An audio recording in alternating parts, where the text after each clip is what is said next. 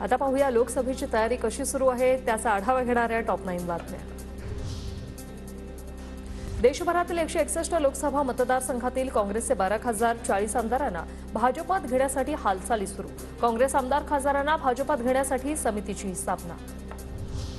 शिंदे गटाच्या लोकसभेच्या काही जागांवर भाजपचा दावा, सूत्रांची माहिती। रामटेक, धाराशिव, परभणी, संभाजीनगर, कोल्हापूरवर दावा, तर रत्नागिरी, सिंधुदुर्ग, ठाणे, नाशिक आणि पालघरसाठी भाजप आग्रही। शिंदे गटाचे 4 ते 5 खासदार बदलण्याचीही शक्यता। शिंदे गटाप्रमाणे अजित पवार गटालाही लोकसभेच्या जागा हव्यात, भुजबळांची भूमिका। महायुतीत चर्चेला जाणाऱ्या फॉर्म्युलावर माध्यमांनी विचारलेल्या प्रश्नावर भुजबळांची प्रतिक्रिया।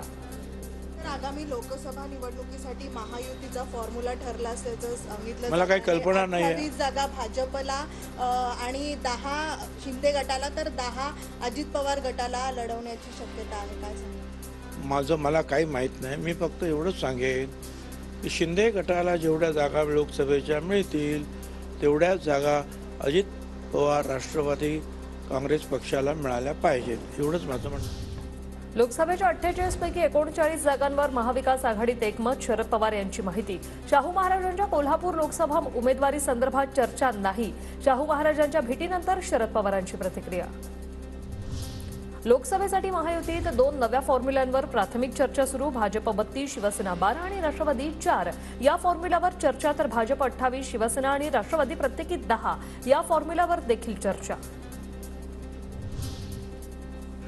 महाविकास आघाडीत 9 जागांचा तिढा कायम असल्याची माहिती। अकोला, भंडारा, गोंदिया, हिंगोली, कोल्हापूर, मुंबई, दक्षिण मध्य मुंबई, उत्तर पश्चिम, नाशिक, पुणे आणि वर्धा या जागांचा समावेश।